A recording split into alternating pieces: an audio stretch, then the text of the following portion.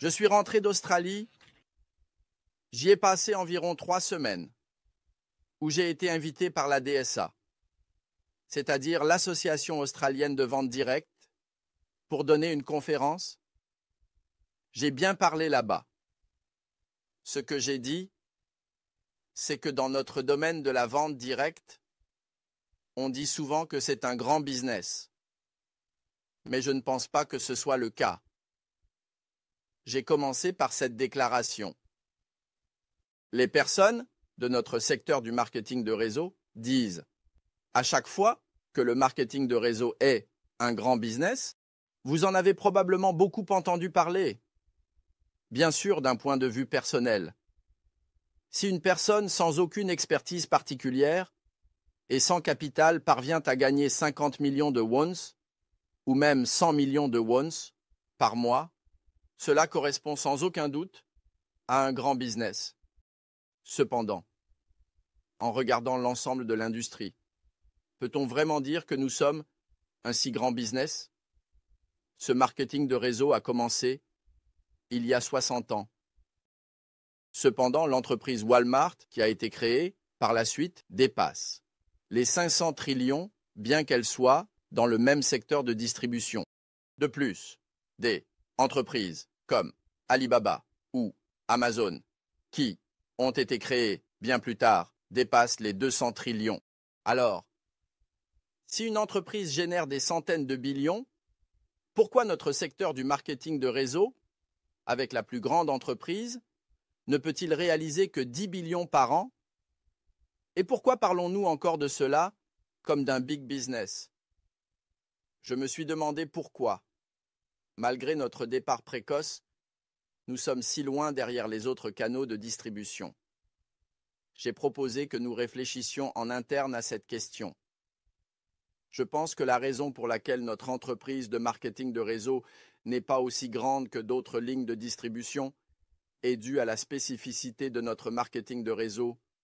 Ce que je veux dire par cette spécificité, c'est que, parce que les gens peuvent recevoir des commissions, ils achètent même si les prix sont un peu élevés. De plus, comme ces produits se vendent, malgré des prix élevés, notre secteur ne se préoccupe pas vraiment de la compétitivité des prix.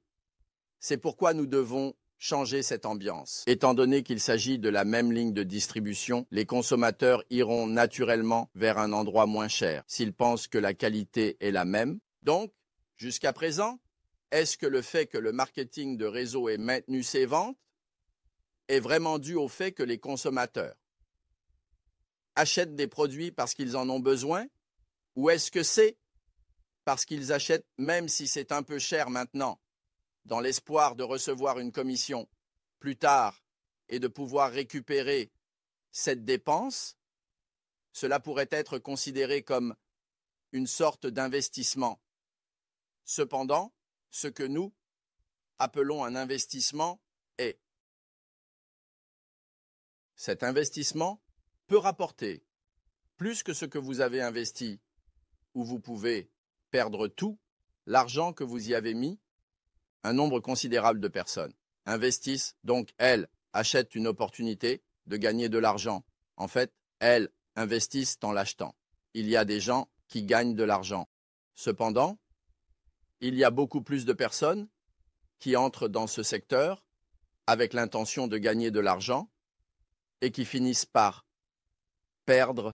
Il y avait environ 200 personnes réunies, comprenant des membres du conseil d'administration de l'Association de vente directe d'Australie et des directeurs généraux et cadres des entreprises de vente directe en Australie.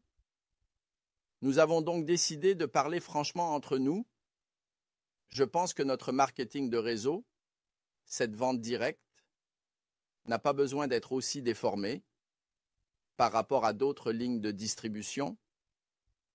Si nous pouvons également rivaliser avec d'autres distributeurs en offrant des réductions et en nous battant sur les prix, et si nous pouvons rivaliser avec les grands magasins sur la qualité, alors nous pouvons dire que nous avons gagné avec fierté. Donc, au moment où une personne achète un produit, si la valeur des biens reçus est bien supérieure à l'argent qu'elle a payé, Cela signifie que le consommateur réalise un bénéfice à ce moment-là. C'est le principe de l'intérêt des consommateurs. Ce qui est fondamental dans une transaction, c'est que celle-ci se fait selon le principe de l'intérêt des consommateurs.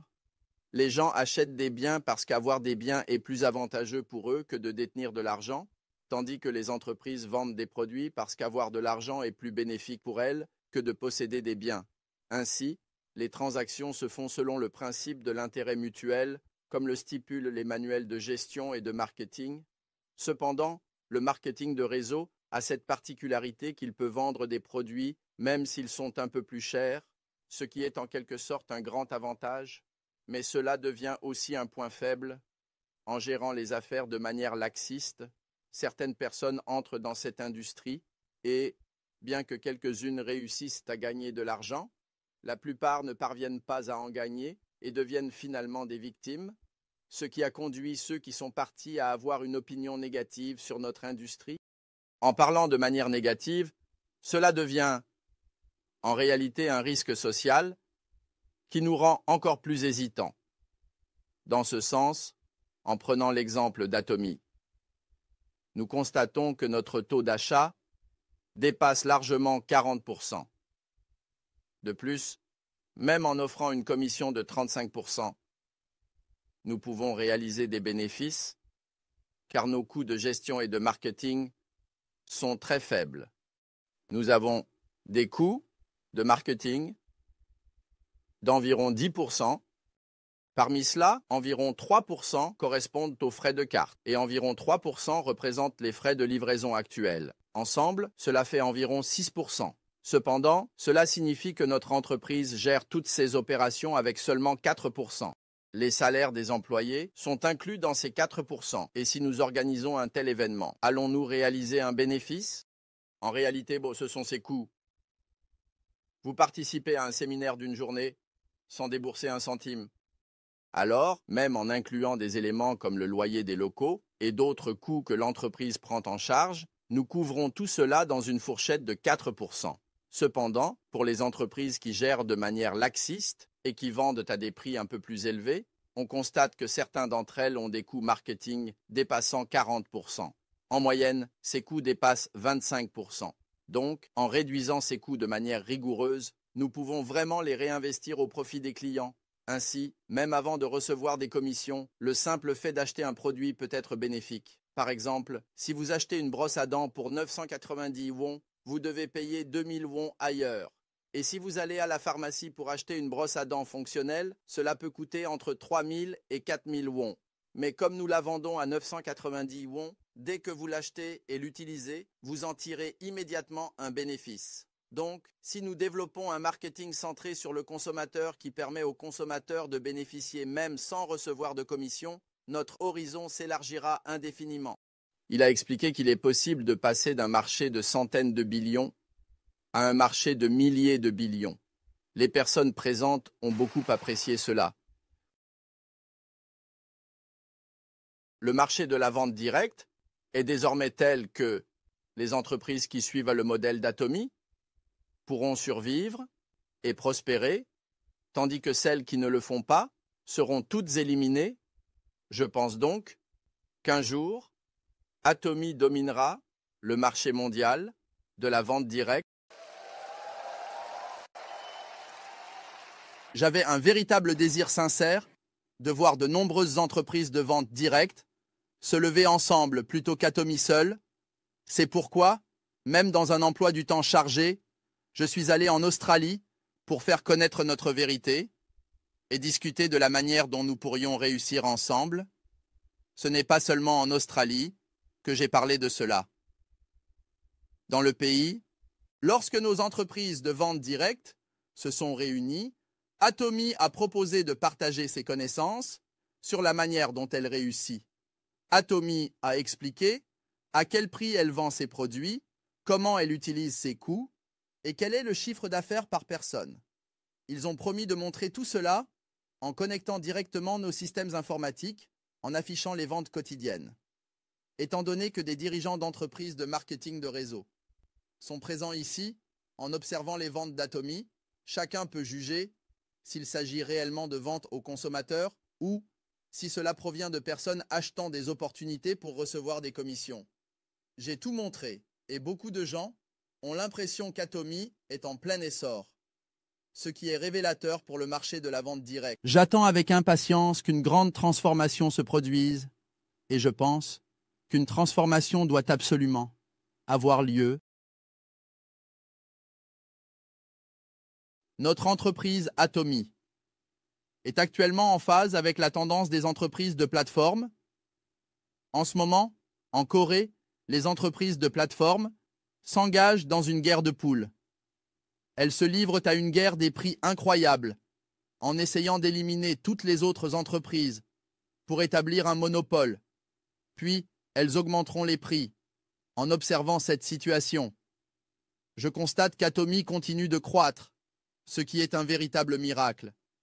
Quoi qu'il en soit, même si une seule entreprise survit à cette guerre de poules, elle finira probablement par augmenter ses prix pour compenser les pertes. Dans ce cas, Atomy sera encore mieux positionnée. Pourquoi? Nous avons une compétitivité en termes de prix relativement plus forte. Mais, même sans cela, nous pouvons continuer à croître. Je prévois le prochain business de cette entreprise de plateforme. Comme vous le savez, j'ai créé un site de shopping appelé imkorea.com en 1999. Mais en réalité, cela a été un grand défi.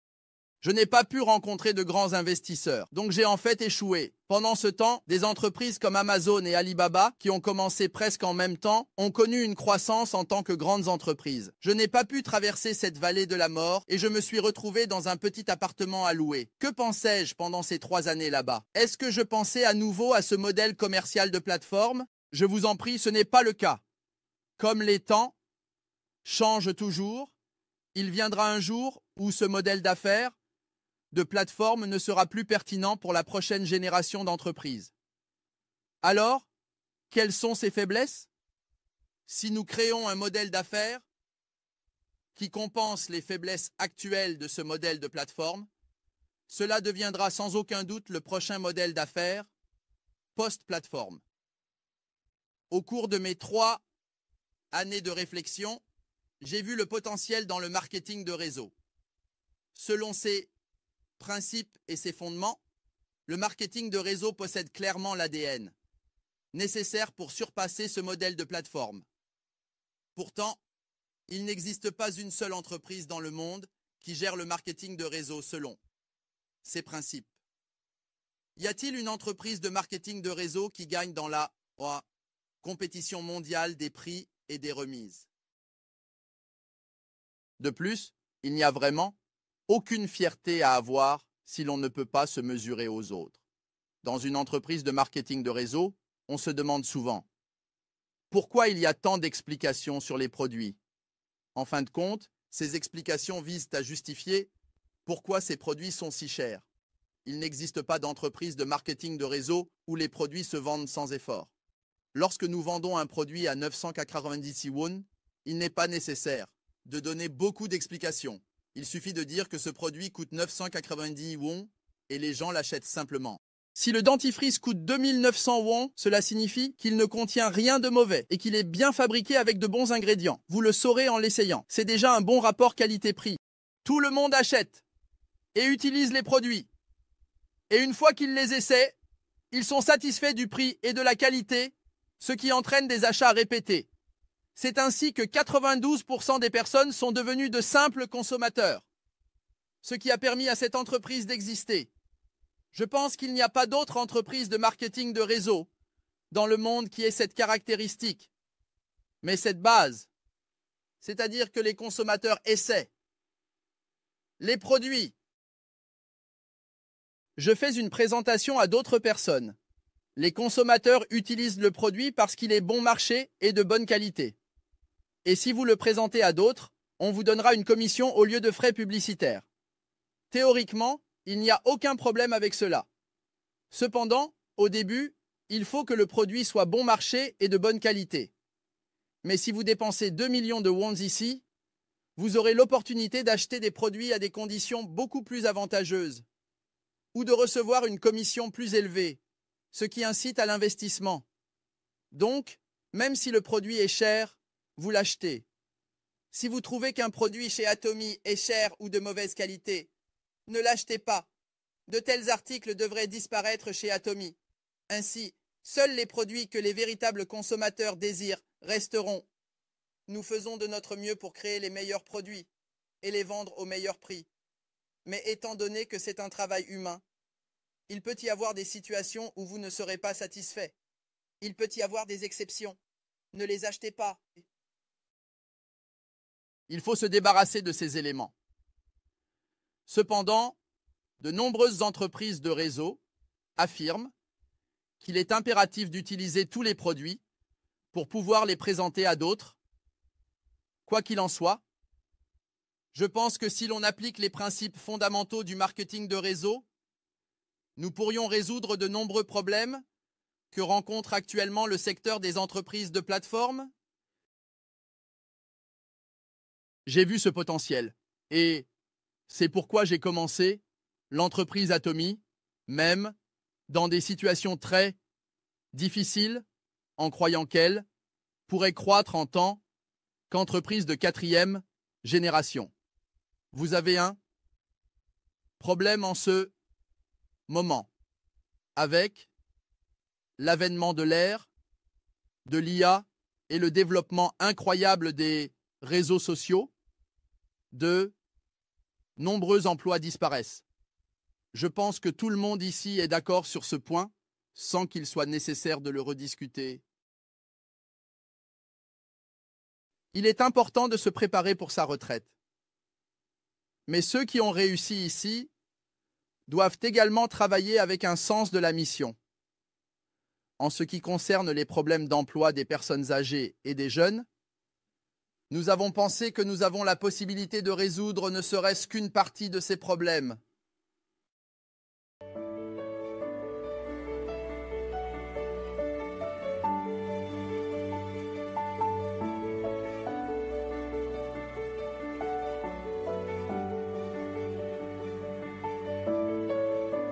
L'histoire des nouvelles.